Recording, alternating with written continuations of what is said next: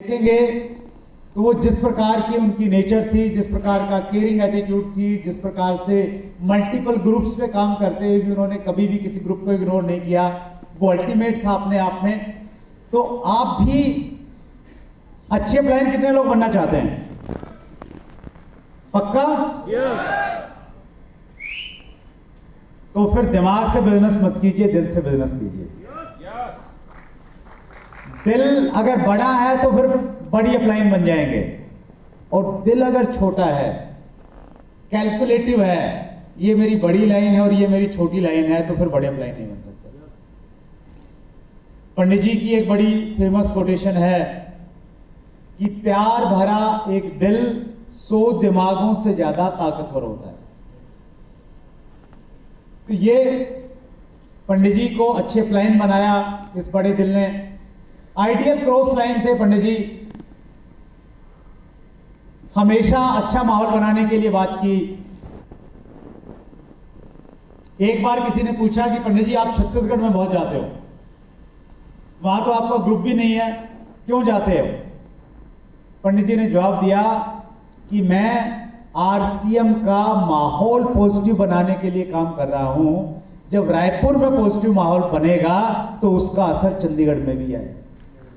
क्या बात। इस प्रकार की उनकी सोच थी। एंड हमेशा उन्होंने बाहर जाके मीटिंगें की। उन्होंने एक और नया नाम दिया क्रॉस लाइन को। वो सचिन जी वहां पे जैसे अत्री जी थे, दीक्षित जी थे, उनको गुरु भाई बोलते थे।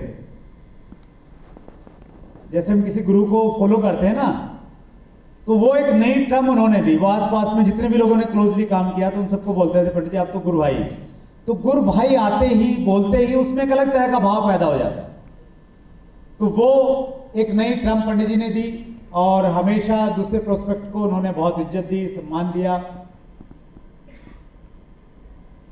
राइट।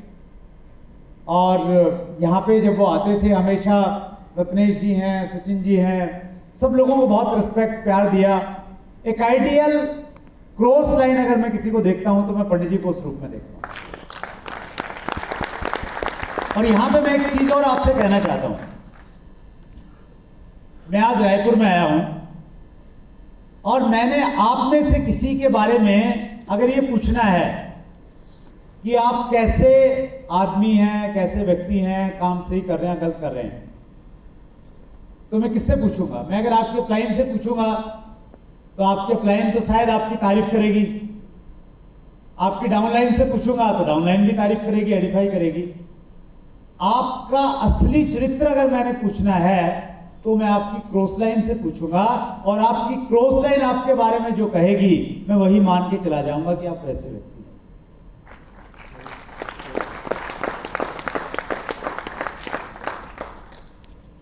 तो आपका चरित्र प्रमाण पत्र कौन देता है? क्रॉस लाइन देता है। तो क्रॉस लाइन से आप अच्छे संबंध बना के रखिए। A leader with a big bag, ये पंडित जी की खास बात थी। हमेशा उनके पास में एक बैग रहता था, और उस बैग में क्या रहता था? उस बैग में रहती थी बुक्स और टेप्स। खूब सारी बुक्स लेके चलते थे पंडित जी हमेशा। जब ज्यादा होती थी तो एक बैग बुक्स का रहता था, एक बैग टेप्स का रहता था। हमेशा व्हाइट पेपर, पेन और एक बोर्ड उनके पास में हमेशा रहता था। वो ऐसा नहीं करते थे किसी को प्लान दिखा रहे हैं तो उसको बोलते थे भाई साहब एक पेन और पेपर दो, मैं दिखाता हूं आपको। हमेशा उनके बैग में व्हाइट पेपर, पेन और बोर्ड रहता था, और उनके पास में मार्कर रहता था हमेशा। फ्यू प्रोडक्ट्स उनके पास में, आरसी में ज्यादा प्रोडक्ट नहीं रहते तो टेस्टिमोनियल के लिए वो कुछ प्रोडक्ट रखते थे। तो एक भरा हुआ बैग हमेशा उनके पास में रहता था। बहुत अच्छे लर्नर थे पंडित जी, किताबें पढ़ते थे, हमेशा रिकमेंड करते थे, कहते थे मैं अच्छा विद्यार्थी बनना चाहता हूं। पंडित जी के रूम पे मैं जब पहली बार गया, चंडीगढ़ रहते थे वो, तो मैंने देखा वहां पे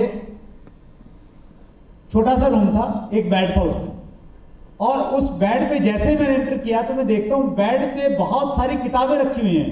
और किताबें भी कैसे रखी हुई हैं? बीच में खुली हुई हैं, कुछ का पेज मुड़ा हुआ है, ऐसे ऐसे रखी हुई है। मैंने कहा पंडित जी ये सोते कहाँ हो? तो थोड़ी सी जगह थी। बोले सर मैं तो यहीं पे सो जाता हूँ। तो बोले वो सारी किताबें हैं जो भी मैं पढ़ रहा हूँ तो बेड पे इसलिए रखी रहती हैं ताकि ये मालूम रहे कि ये भी पूरी करनी, ये भी पूरी करनी, ये भी पूरी। मतलब वो इतना प्यार करते थे। थोड़ी सी जगह में सोते थे, बाकी पूरे बेड पर उनकी किताबें रहती थी। तो किताबें आपको, पंडित जी को न केवल मात्र आरसीएम के लोग फॉलो करते हैं, चैट विद सुरेंद्र वत्स पे मैंने अभी तक 280 लोगों के इंटरव्यू लिए होंगे। उनमें से आधे से ज्यादा लोग ऐसे रहे हैं जिन्होंने पंडित जी को सुना है और वो अपनी कामयाबी में पंडित जी को श्रेय देते हैं। यस।